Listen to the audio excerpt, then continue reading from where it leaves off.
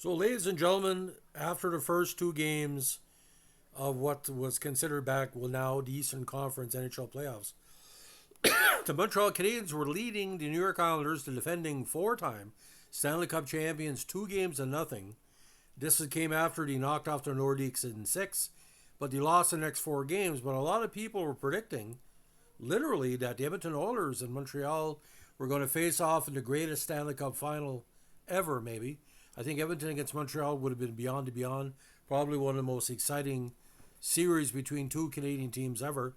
And who knows if the universe would have unfolded as it should. Montreal wouldn't have bet Edmonton, but it would have given him a big shake. Now, the '84 season, which led to Edmonton's Cup, was their fifth campaign in the NHL. They had an outstanding regular season with a 57-18 and 15 record. 31-5-4 at home, 26-13-1 on the road. They scored 446 goals, ladies and gentlemen, while giving up a rough 314, almost four a game. Now, they set club records in wins and points as they won the Smythe Division for the third straight season. Edmonton broke the NHL record for goals in a campaign, set by the Oilers in the previous campaign by scoring 446 times. Now, the Oilers got off a strong start, winning 39 of their first 53 games.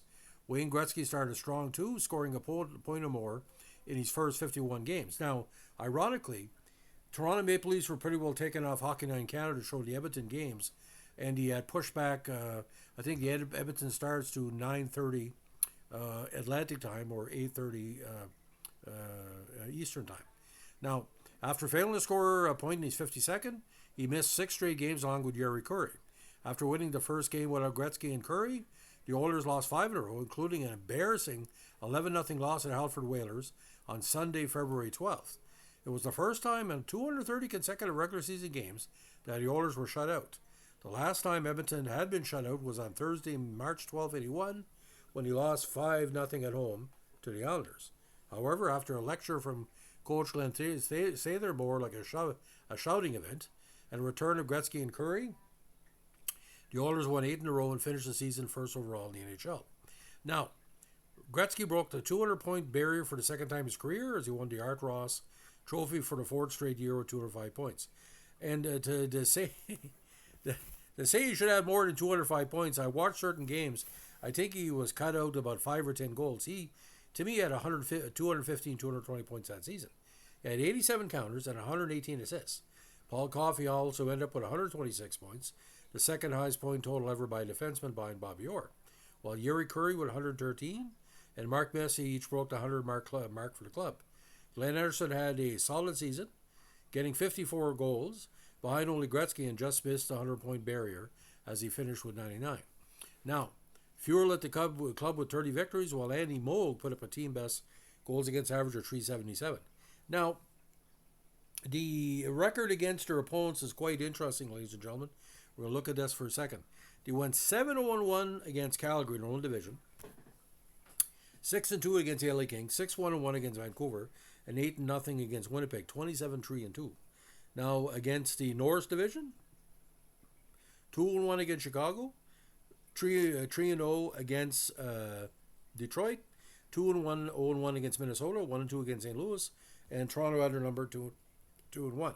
Now, against the Adams division, 2-1 against Boston, 2-1 against Buffalo, 2-1 against Hartford, 2-1 against Montreal, and 3-0 against Quebec.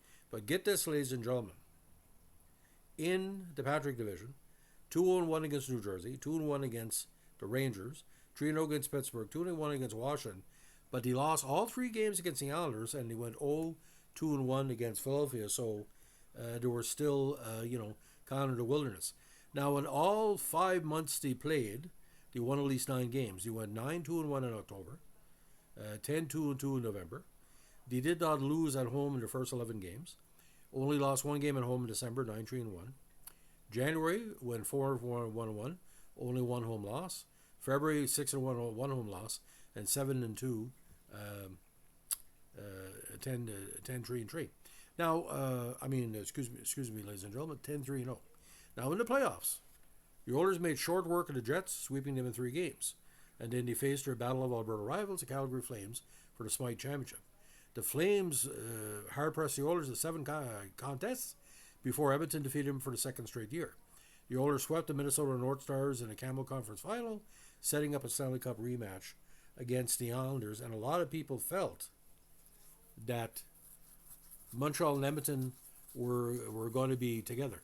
So the first contest against Winnipeg, 9-2 for Edmonton, then 5-4 in overtime for Edmonton again, and in Winnipeg a 4-1 victory, and Fuhr got all 3 victories for the triumph. But the series against Calgary, they almost blew this, ladies and gentlemen. Now he won 5-2 at home in the first game, but lost 6-5 in overtime in game 2. Back at the Saddle Dome, Edmonton won 2 games, 3-2 and 5-3. Fuhr again got the victory. But back in Edmonton, Calgary won 5-4, and in a chance to wrap up the series on April 20th, Calgary won 5-4 in overtime with Fuhr again with the victory, and in the final, 7-4 for the victors. Now, in the Campbell Conference Finals, Minnesota was no match. Obviously, they defeated Minnesota in 81 for Minnesota's last big series. My apologies. They lost to the Islanders in 81, so this was the end of that kind of mini dynasty for the Stars because they had bet Montreal in 1980. Now, Edmonton won the first game 7-1, won the second game 4-3, game 3 8-5 in the Met Center, and then 3-1. Fuhr was given Moog had started 2 games back to back, probably give Moog a rest, and that was good. Now, the 5-game sweep against the Islanders was a story of 2 goaltenders. Edmonton used their defense to win 1-0 at Nassau in the opening contest in May 10th. Now, everybody said that Gretzky was being bested by Billy Smith, and you can tell in game 2, 6-1 for the Islanders. So the first 2 contests, Edmonton only scored 2 goals. But back in Northlands, and it was a 2-3-2 in the series, which was not fair to the Islanders. They won 7-2, 7-2, and 5-2. And Billy Smith was undressed by Gretzky, especially in that final game. And eventually, again, that was rocking. The playoff scoring, Gretzky, kind of a mediocre playoff. I know it's weird. He only had 35 points in 19 games, 13 counters, 14 goals, 14 assists, 28 points for Curry. Messi won 8-18-26. Coffey 8-14-22, while Anderson went 6-11-17. And in the playoffs, of course, Grand Fuhr went 11-4, and Andy Moog won all 4 games. He started again 2 against Minnesota, and he won the last 2 games against the Islanders. What a backup! Now the awards that year: NHL record for most goals in a season, and also he broke the NHL team record for most goals in a single season. Now, more shorthanded goals in a single season by a player, Wayne Gretzky, who broke his own record. Now, a very interesting year. Don Jackson, Dave Hunter hit the penalty minutes totaled. Willie Lindstrom, Mark Messier, Yaroslav Pozar, Dave Semenko, Wayne Gretzky, Curry, Randy Gregg, Dave Lumley. What a team, ladies and gentlemen. Jim Playfair was there as well. Todd Struby, Dave Lumley. Talented team. Dave Hunter, Dean Clark, Steve Graves, Kenny Linsman, Ray Cote, Charlie Huddy, Pat Hughes, Chartres, Gorens, Kevin McClellan, Lee Fogelin. It just adds up the talent he had that year, ladies and gentlemen. But I think the underrated third or fourth guys like Yaroslav Pozar, Semenko, Lumley, they had a good fourth line. So, ladies and gentlemen, I think one of the big trades, and it just is me, Kevin McClellan was a good defensive player, and they picked him up for the very sturdy Tom Rolston. Now, also picked up Rick Chartres for the Rangers for a 9th round pick. Now, he gave a little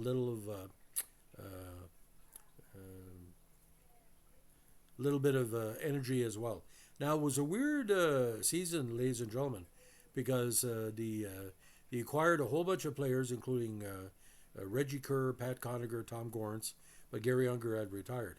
And of course, the signings including Jeff Bokaboom and Kevin Lowe. And of course, Bokaboom was the number 1 pick, and Asa Tikkanen in the 4th round. Just tremendous. So, ladies and gentlemen, the Edmonton Oilers of 1983-84, I don't think Montreal would have given him a hard shot, a lot of people said, because they said, oh, well, Montreal, was better than Quebec. Quebec was a better team. I don't know exactly what the Islanders were thinking in those first two games, because usually they would play Montreal better at home. But I still can't figure out. I watched those first two games. I said, are they really losing the Montreal Canadiens? Because Montreal, I think, were 35, 40, and 5 that year. They were terrible. So just do just some rough numbers here, by the way, ladies and gentlemen. Gretzky, despite the 205 points, was only plus 76. Most of the team, there was only one player in the minus, was Pat Conacher, pretty much, and Mark Abscheid. Because Reggie Kerr, Yolanin, and Ray Cote didn't really count. But this season, ladies and gentlemen, just talk about the lower players at less than 100 points. Like Kenny Linsman at 67 points, 18 goals. Pat Hughes, a steal from Montreal, 55 points, 27 counters. Dave Hunter at 22. Charlie Huddy had a great season, 8 goals, 42 points. Kevin Lowe, a follower of my channel, says he doesn't deserve the Hall of Fame. I think that's bullshit. He had 46 points. The very underrated Willie Lindstrom had 22 goals, 38 points. Jaroslav Posar, one of my favorites. You got to have a good check. 32 points, including 13 counters. Kevin McClellan, like I said, had a great defensive season, 8 goals, 20 assists. Dave Lumley, good on defense, 6 goals, 21 points.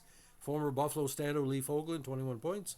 Don Jackson, very underrated, 20 points, including 8 goals on defense. Semenko, only 118 minutes of penalties, 17 points. Grant Fuhr, ladies and gentlemen, you'll never see this again. I don't think so. 14 assists on the season.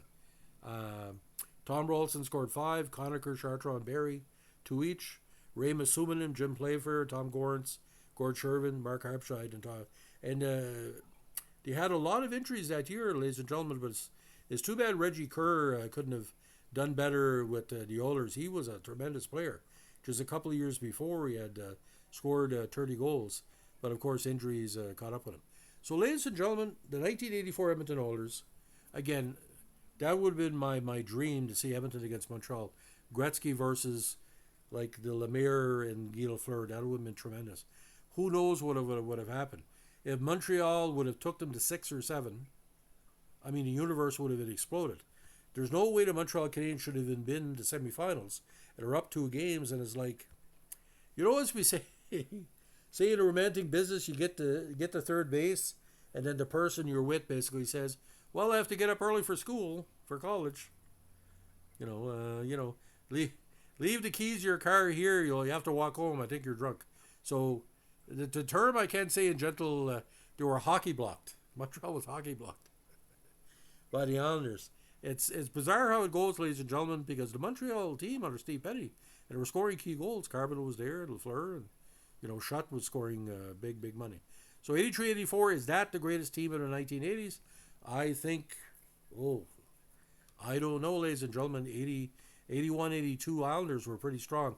I'll let Joe Powers decide, because he's the hockey expert on our New Brunswick Independent Authors Association. I like the 82 Islanders. I like the 84 Oilers. And, of course, I like the 89 Flames for obvious reasons. The good defense. So, ladies and gentlemen, if you like what we're doing with our Edmonton Oilers Vintage podcast, let us know what a like, comment, subscribe, or share.